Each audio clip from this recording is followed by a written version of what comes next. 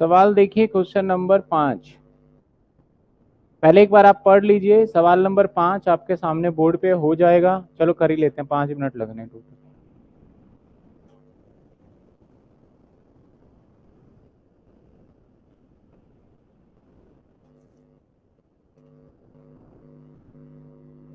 चलिए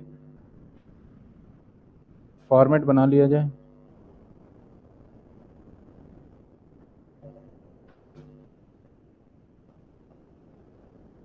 क्योंकि दरअसल आज काफी काम था, सोचा था क्लास लूं ना लूं, ले लेते हैं। 2 क्वेश्चन भी हो तो कर तो लेंगे ही ना।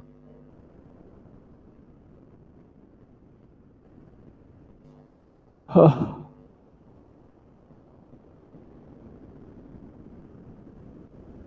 चलिए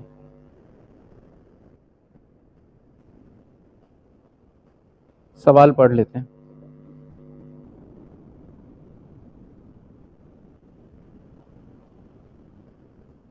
क्वेश्चन में क्या कहता है? कहता है A on a house property Delhi particular given below. Income from house property निकालना है। एमबी दे रखा है, एफआर दे रखा है, एसआर दे रखा है, एक्चुअल रेंट दे रखा है, वैकेंसी भी दे रखा है। अब यहाँ पे इस क्वेश्चन में बड़ा बढ़िया करा इन्होंने, पूरे महीने एनुअल दे दिया करके। वैकेंसी भी दे रखा है, अनरिलाइज रेंट भी दे रखा है 1 मंथ का, म्युनिसिपल टैक्स पेड भी दे रखा है आपको, और expense repair ground rent. He had borrowed a sum of ₹20 lakh 10% per annum from LIC। भैया किसी से लिए हो आपने, चलेगा। 1/8 रिकॉग्नाइज जो हो। 2016 में लिया आपने 20 लाख रुपए का उधार, जिसके ऊपर रेट है सर 10%। कहता है and the construction of the house completed 2020 में। तो 2020 में हुआ, तो हम कब के लिए निकाल रहे हैं? असेसमेंट ईयर क्या है? 21-22। यानी हम किसका करेंगे? 20 और 21। और 20 में कब हुआ? ध्यान दीजिए एक तो हमारे 20-21 में घर कंप्लीट हुआ या 19-20 में हुआ, पहले तो ये डिसाइड करना है। तो सर हमारा घर उस साल कंप्लीट हुआ है, पिछले साल। जिस साल का टैक्स निकाल लें उस साल नहीं, पिछले साल। तो ठीक है सर, हम फटाफट से लिख लेते हैं।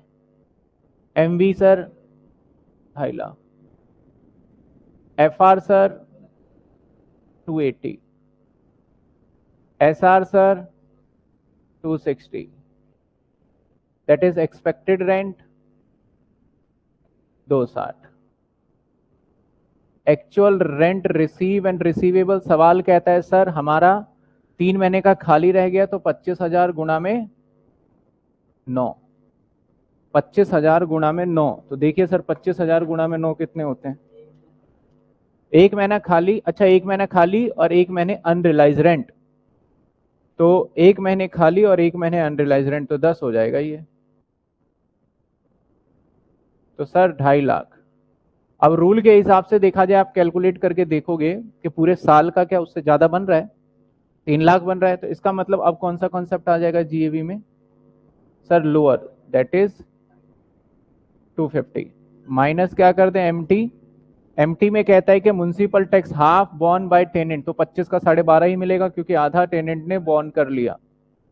250 माइनस में 12,500, 237। इसके बाद लेस कर देंगे 24A। कितना आसान सवाल था ना ये।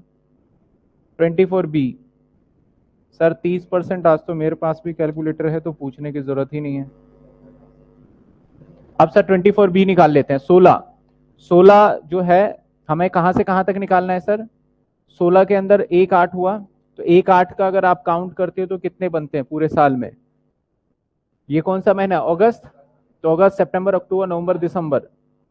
अब मार्च तक काउंट कर रहे हो? दिसंबर जनवरी फरवरी मार्च। तो 8 महीने हो गए हमारे किसमें? 16 सर 17 में होते हैं हमारे 8 महीने। 17 18 में होंगे पूरे 12 महीने। 18 और 19 के अंदर हमारा होता है 12 महीने। 19 और 20 के अंदर घर बन चुका है, तो इसका तो डिडक्शन लेना ही नहीं है, तो यही रहा सिर्फ। तो 24 और 8 32 महीने। तो इनटू में 32 divided by 12, 32 divided by 12 into में 1/5। सवाल में एक बात और नहीं बताया। क्या नहीं बताया सर? कि ये आ गया हमारा, कितना आ गया? 66,000 है। देख लेते हैं। 20 लाख का 10% डिवाइडेड बाय 5 इंटू में 32 डिवाइडेड बाय 12,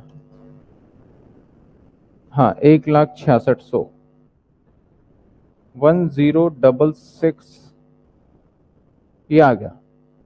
इसके बाद सवाल आता है सर करंट ईयर का लोन रीपेड हुआ है कि नहीं, कहता है लोन स्टिल अनपेड। अगर सवाल में नहीं भी बोलता तो अजम्पशन लो कि अभी पेड नहीं हुआ।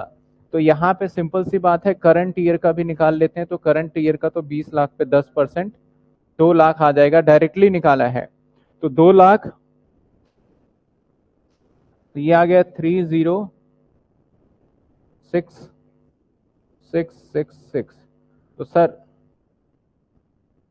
2,37,500 माइनस 30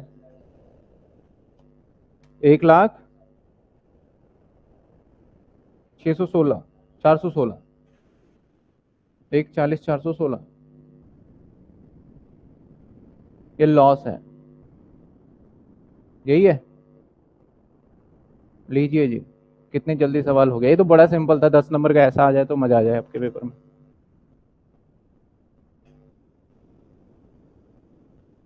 किसी बच्चे को कोई डाउट? सर अगर कंस्ट्रक्शन 30/4 को कंप्लीट हुआ होता तो क्या करते हैं सर? तो हम 30/4 को कंप्लीट होता तो यहाँ पे 19 और 20 को भी कवर कर लेते हैं प्री कंस्ट्रक्शन पीरियड में।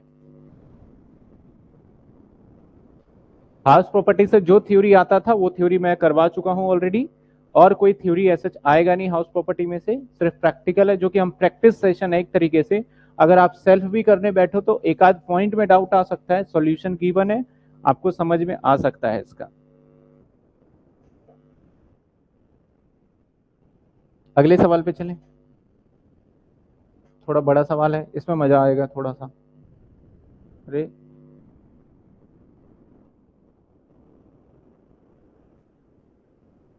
चलिए सर।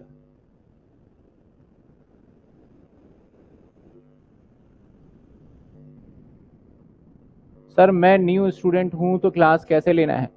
विशाल आप न्यू स्टूडेंट हो, सबसे पहले आप बेसिक खत्म करेंगे। बेसिक खत्म करने के बाद फिर टू बी कंटिन्यू आपको हाउस प्रॉपर्टी का चैप्टर कर सकते हैं बेसिक के बाद। देखो बेसिक करने के बाद आप कोई भी चैप्टर पिक करो, फर्क नहीं पड़ेगा।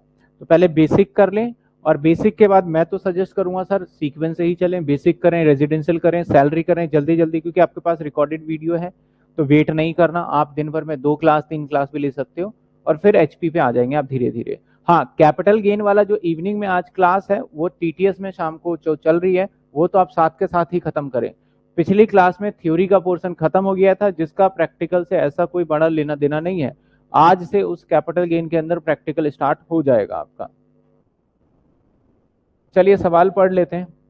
कहता है कि एक 67 साल उम्र का व्यक्ति है और नॉन रेजिडेंट है, ऑन हाउस इन इंडिया, उसका एक घर है, let out with effect from 1 अक्टूबर से इसने घर को किराए पे दे दिया। 1 अक्टूबर 1/10/2020 में घर को किराए पे दिया है इसने।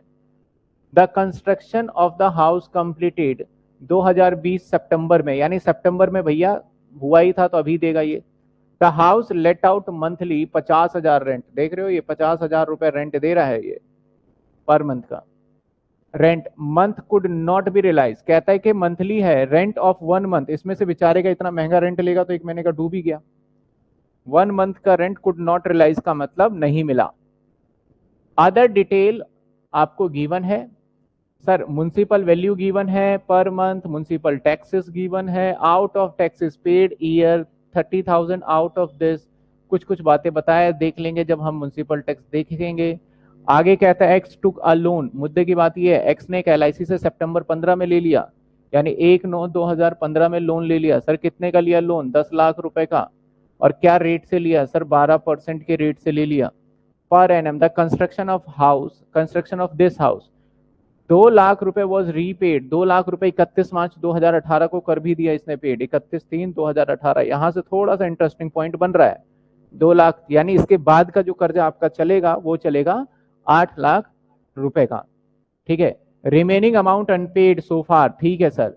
Compute the income from income net income and tax liability of mister x assessment year 2021-22 he spend 30,000 रुपए मेडिकल ट्रीटमेंट, याद होगा मेडिकल ट्रीटमेंट का एक्सपेंडिचर कर रहा है। He expense medical treatment his dependent brother who suffering from disease specify rule by board. तो बताइए किसी भाई बहन का इलाज करते हैं तो 80 डी डिसेबिलिटी वाला, एक 80 डी था, वो तो इंश्योरेंस करवा लो आप मेडिक्लेम, और 80 डी किसका था, आपका डिसेबिलिटी, और 80 बी भी डिसेबिलिटी का था, वहां पे दोनों में परसेंटेज अलग अलग था। तो ये सारी बातें देख रहे हो, पूरा क्वेश्चन जिस बच्चे ने कर लिया, डिडक्शन नहीं करा वो बच्चा पागल हो जाएगा यहाँ पे। ये क्या पॉइंट आ गया लास्ट में, इसलिए डिडक्शन मैंने बीच में उतना करा दिया जो कि सवाल आपसे ज्यादा रुके ना, ठीक है। कहता है डिडक्शन अंडर सेक्शन 80 बोलता है एलिजिबल है। सर 80 में कितना था, लिमिट था वहां पे, तो वो हम अभी देखेंगे। इनकम फ्रॉम अदर सोर्सेस इसका ये है, बहुत सिंपल क्वेश्चन। और ऑनर्स, देखिए ऑनर्स के अंदर एग्जामिनर ऐसा ही क्वेश्चन आएगा, चाहे बच्चा पीटीपी का हो, पर्सनल टैक्स प्लानिंग भी है ऑनर्स के अंदर बच्चों के पास, तो चाहे बच्चा पीटीपी का हो तो घबराना नहीं है, ऐसा ही सवाल आ सकता है आपका। तो समझो एक तरीके से जिस बच्चे के पास पर्सनल टैक्स प्लानिंग जिस बच्चे ने ले लिया ना, वो तो गिफ्ट है, फ्री फंड का एक आपको ऐसा सब्जेक्ट मिल गया जिसको आप स्कोर कर लोगे। क्योंकि अगर कोई बोलता है ना कि सर इन दोनों में फर्क क्या है, नथिंग, कुछ भी फर्क नहीं है। आप इनकम टैक्स पूरा पढ़ के जाते हो और पीटीपी पर्सनल टैक्स प्लानिंग का सिर्फ 10 ईयर के क्वेश्चन देखोगे, लगेगा बिल्कुल सेम ही है। वैसे हालांकि मार्केट में अवेलेबल नहीं है कोई भी बुक इसकी, सेम ही। आप पिछले पेपर आप डीयू के डाउनलोड करो तो आपको पता रहेगा इसका आंसर क्या लिखना है। बस वहां पे क्या होता है, डिसीजन मेकिंग करना होता है कि भैया क्या करना चाहिए। चलिए सर, सबसे पहले हम लिख लेते हैं कि क्या कहता है ये sir, municipal value, municipal valuation 40,000 रुपए पर मंथ। तो एमबी सर 40,000 कितने महीने, 12 महीने। 12 महीने कैसे, घर तो बना है, अक्टूबर सितंबर में तो घर बन के अक्टूबर में से तो घर बना ही है, तो ये ध्यान देने वाली बात है, यहां से गड़बड़ी स्टार्ट हो जाएगी। तो यानी सर अक्टूबर 6 महीने, कितने महीने होंगे सर, 6 महीने, 12 तो ले ही नहीं सकते म्युनिसिपल वैल्यू, यानी 6 महीने। सर 240। आगे चलते हैं, म्युनिसिपल टैक्स ड्यू, उसको तो बाद में देखेंगे, बाद में आ जाता है। कुछ और तो दे नहीं रखा, एसआर एफआर कुछ भी नहीं दे रखा, तो एफआर लेना है तो लीजिए, नहीं तो फर्क नहीं पड़ता। वैसे भी मैं ले लेता हूं एफआर, अजम्पशन ले लेंगे अगर एफआर, तो सर एफआर क्या बनेगा, 50,000 गुणा में 6, यानी एफआर बनेगा कायदे से देखा जाए तो 3 लाख। एक अजम्पशन है, जो रेंट होता है उसी के हिसाब से ले लेते हैं हम, हालांकि नहीं लो तब भी फर्क नहीं पड़ता। सर ईआर आ जाएगा, सर ईआर क्या आएगा, रूल के हिसाब से 3 लाख। और एक ए ट्रिपल आर क्या आएगा सर, हमने 6 महीने किराए पे मकान दिया है, लेकिन उसमें से 1 महीना जेन्युइनली खाली था, हम ये मान के चल रहे हैं, तो 50,000 गुणा में 5, हालांकि कितने हो गए, 250, और एक्चुअल देखा जाए तो अब लोअर ही कॉन्सेप्ट आएगा जो कि जीए भी आ गया हमारा 250। किसी को कोई दिक्कत, कुछ बच्चों को दिक्कत हो सकता है सर एफआर कहाँ से आए, इसे मिटा देते हैं, एफआर का कोई रोल नहीं, आप कंपेयर जब भी करेंगे तो 240 250 में से तो 50 ही आएगा। समझ गए बात आप, कोई दिक्कत नहीं। सर रेजिडेंशियल स्टेटस में क्लास 4 और 5 की वीडियो नहीं, सिर्फ नोट्स है। मैं देख लूंगा आज पिंकी क्या है नहीं है, आपने मुझे बता दिया तो मैं आज देख लूंगा कि क्या अवेलेबल है, अभी जाके चेक करा लेते हैं। थोड़ा सा ड्राइव के अंदर एक इशू भी आ गया है, वो आपके एप्लीकेशन पे नहीं, कुछ थोड़ा सा अपडेट चल रहा था, तो जहां मैं सारी वीडियोस रखता था वो चेक कर लूंगा। जीएबी लास्ट में क्या कर देंगे, एग्जामिनर ने इसमें बहुत दिमाग लगाया अपना कि इस बच्चे को परेशान किया जाए। बोलता है कि आउट ऑफ विच, कहता है म्युनिसिपल टैक्स ड्यू, ड्यू कितना है, out of which paid during the year 30, जिसमें से 30 पेड कर दिया, out of this 30 20 is paid by the honour.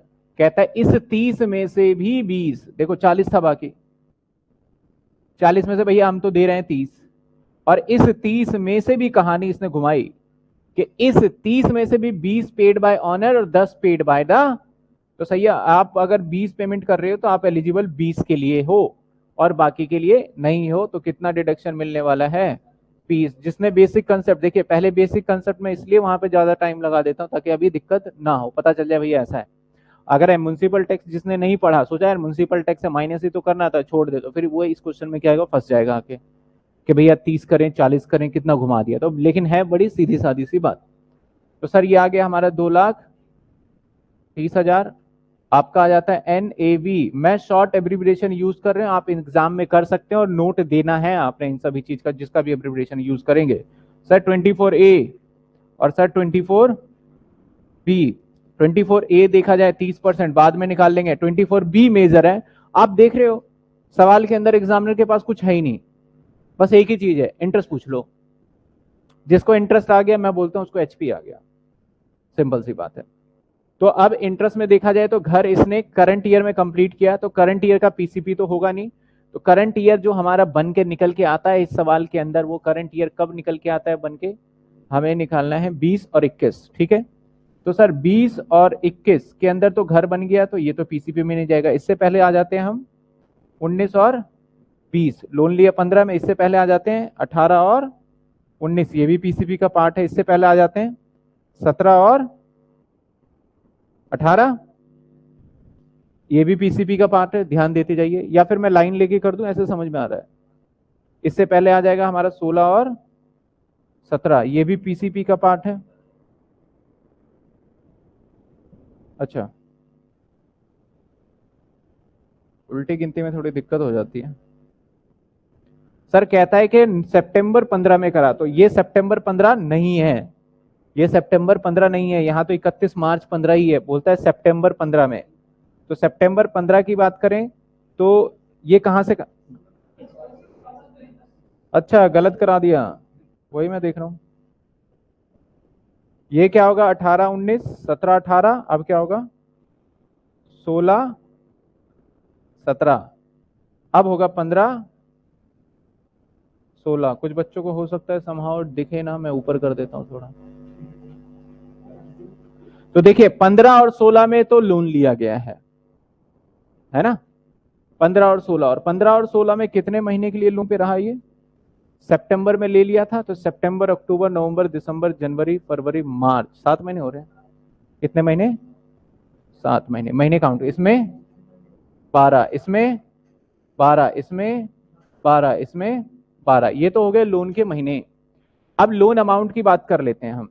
Sir कुछ दिनों तक इसने रीपेड कर दिया 31/3/18, यानी 31/3/18 की बात करें तो यहां से जो लोन है ना मेरा, वो लोन चलेगा 8 लाख रुपए का,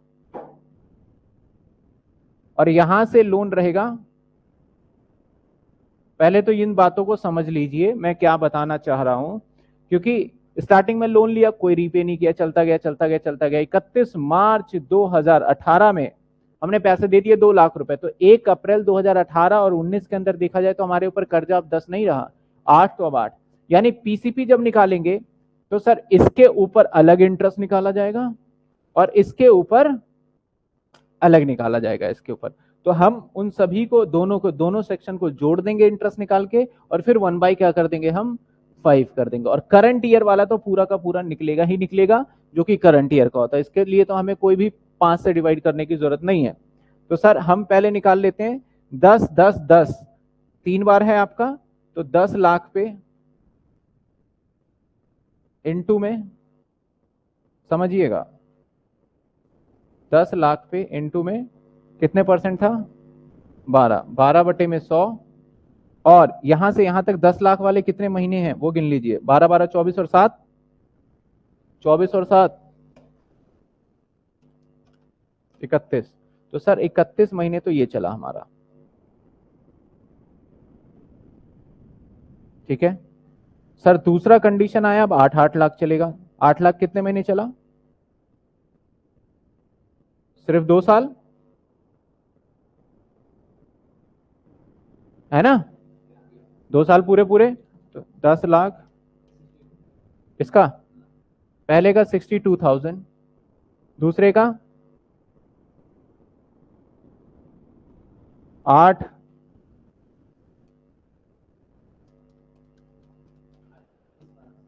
38,400। सर इस सवाल को इधर ले जाया जाए, बच्चे बोल रहे हैं कुछ दिख नहीं रहा। चलिए अब टोटल बन गया 1,65,000 पहले तो आप पीसीपी को समझ लीजिए, तभी तो मैं आगे बढ़ूंगा। करंट ईयर का तो कोई बड़ी बात नहीं है। पीसीपी समझिए। नवीन कहते हैं, सॉरी नसरीम परवीन कहते हैं कि सर एमटी फिर से बता दो। एमटी नसरीम, आपने अगर पहले क्लास ली होगी तो ये सवाल आता ही नहीं। फिर भी आपको जो डाउट है एक बार बताइए, मैं फिर दोबारा ले लेता हूँ। अभी यहां तक बताइए, कोई दिक्कत है तो।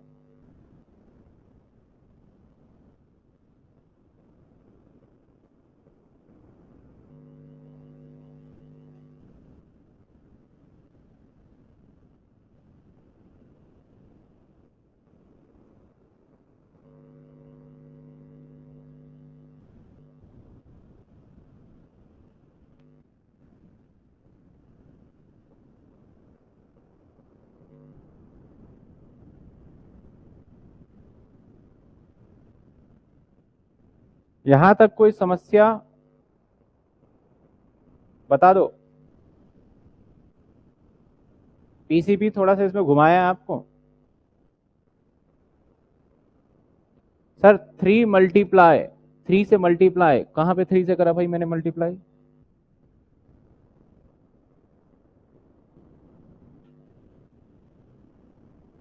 आप कहां की बात कर रहे हैं 3 से मल्टीप्लाई?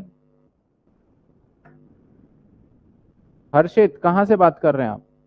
सर एमटी फिर से बता दो, उसके बाद हर्षित का क्वेश्चन आया कि 3 से मल्टीप्लाई। किसी को तो करा नहीं मैंने।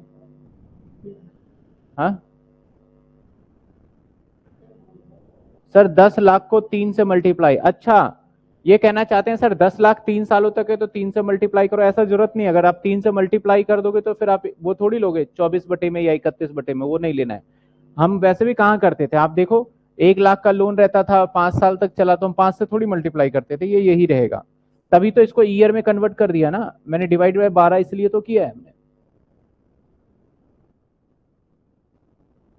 ठीक है। एक बच्चे का डाउट था सर म्युनिसिपल टैक्स बता दो, तो म्युनिसिपल टैक्स में कहता है कि भैया इसने पेमेंट किया है टोटल 40,000। 40,000 में से सिर्फ जो पेड किया है ना वो 30 है।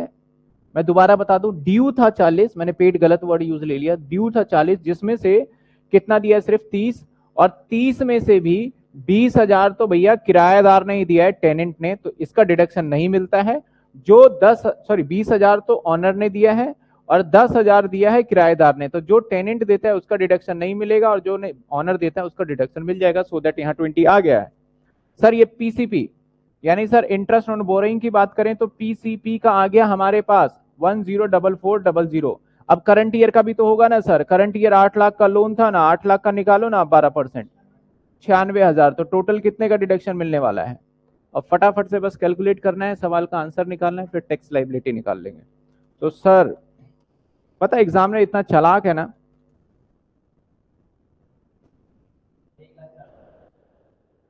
69, हाँ 400 होगा, 10 और आएगा, 69,000 और ये आ गया 196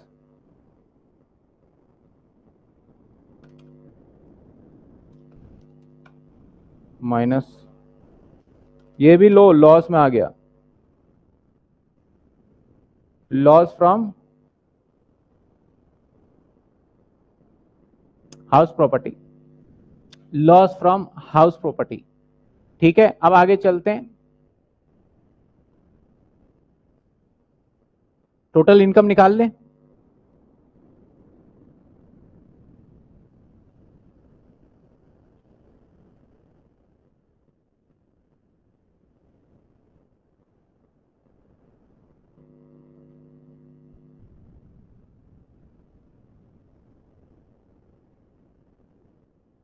sir computation of total income, देखिए 10 ईयर के अंदर ना मैंने फॉर्मेट का बहुत ध्यान रखा है। फॉर्मेट कैसे करना है, यहां पे मैं बहुत जल्दी जल्दी कर रहा हूं, ऊपर नहीं लिख रहा, लेकिन एग्जाम में अगर आपने सब कुछ किया और मेरी तरह ऊपर नहीं लिख के आए तो आपको नंबर नहीं मिलेंगे। तो उसके अंदर किन बातों के लिए नोट्स डालना है वो मैंने स्पेशल डलवाया है। क्योंकि देखो क्लास है, क्लास के अंदर अगर मैं नोट बनाता रहूं, फॉर्मेट बनाता रहूं, तो पता चला आधा घंटा तो इसी में चला गया, क्वेश्चन तो हुआ नहीं। क्वेश्चन आपने समझ लिया, फॉर्मेटिंग तो आपको क्या है, एक बार जो फर्स्ट क्लास में बताया था वो आप आराम से देखोगे और आपका हो जाएगा। तो इस चीज का ध्यान रखना, फॉर्मेट वही रहेगा। मैंने किस किस चीज का नोट देना है नहीं देना है, वो चीज आप जो नोट दे रखा है उसका हमें देना ही देना है। किसका वर्किंग नोट करना है नहीं करना। यानी सर मैंने सवाल जो पेपर में 10 ईयर के अंदर जो सॉल्व किया है 100% एग्जाम में जो लिखना है उसी के अकॉर्डिंग, बहुत ज्यादा भी नहीं लिखा और बहुत कम भी नहीं रखा। कुछ बच्चे सोचे कि 10 ईयर में तो दे रखा है एक्स्ट्रा, इसको छोड़ देते हैं, कैलकुलेशन तो मन में ही कर लेंगे, ये तो मार्क्स कटेंगे उसके, ध्यान रखिएगा। तो पूरा पूरा करना है आपने।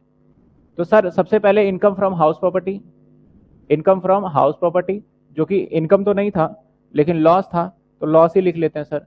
ये हमारा लॉस है, और लॉस कितने का था सर?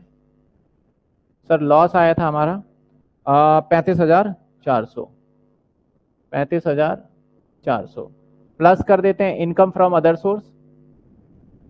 उसने बोला था अदर सोर्स से है, सर कितने का था? बड़ा मोटा अमाउंट था, 5,24,5,24,000। तो हमें अलाउड है कि भैया अगर इसको हम सॉल्व करेंगे तो ये माइनस में है, तो 35 माइनस में 5,24, तो सर 4,88,600 है। अब ये आ गया हमारा ग्रॉस टोटल इनकम। अब इसमें से माइनस करेंगे हम डिडक्शन। सर डिडक्शन किसका? एटीसी का भी मिल सकता है प्रिंसिपल पेमेंट किया हो तो क्या सर प्रिंसिपल पेमेंट किया है सवाल में? जी हाँ सर प्रिंसिपल पेमेंट किया है, लेकिन इस साल नहीं किया, पहले किया था। तो जब किया था तब डिडक्शन ले लिया होगा, बार बार थोड़ी ले लेंगे एक ही का। तो एटीसी का डिडक्शन यहाँ पे नहीं है। एटी डबल डी का आप नोट उठा के देखिए, एटी डबल डी में क्या लिखा था, एटी डबल डी बी में कि एक सर्टेन आपका हैंडीकैप अगर इतने परसेंट रहता है तो उसके लिए हम लेंगे 40,000, बाकी के लिए हमने बताया था। तो यहाँ पे सवाल में कहता है पेमेंट कितना भी हो, रिस्पेक्टिव हो। याद आया कुछ? देखिए आप रजिस्टर ओपन करिए, लिखा तो रजिस्टर में ही होगा।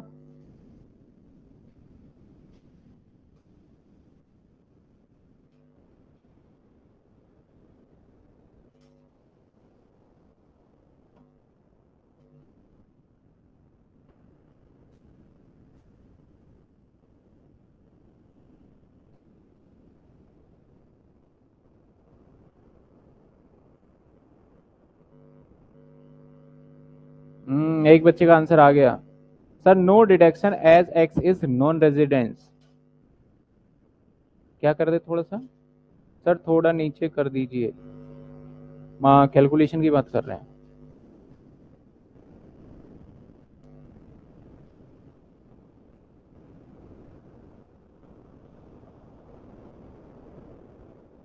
भाई आप सभी 10 ईयर क्यों नहीं ले रहे? आप लोगों ने क्यों नहीं लिया? आज सवाल बुक से होंगे शाम को, काफी बच्चे सोच रहे हैं सर बुक से तो कुछ करा ही नहीं रहे, हमने फालतू में ले लिया है ना। आज बुक से सवाल होंगे, चिंता मत करो, बहुत सारे सवाल बुक से भी कराने हैं। नहीं नहीं नहीं नहीं, नहीं बुक जरूरी है।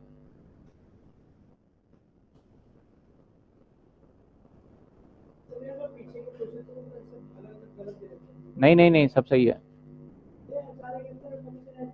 कमीशन ऐड होता है।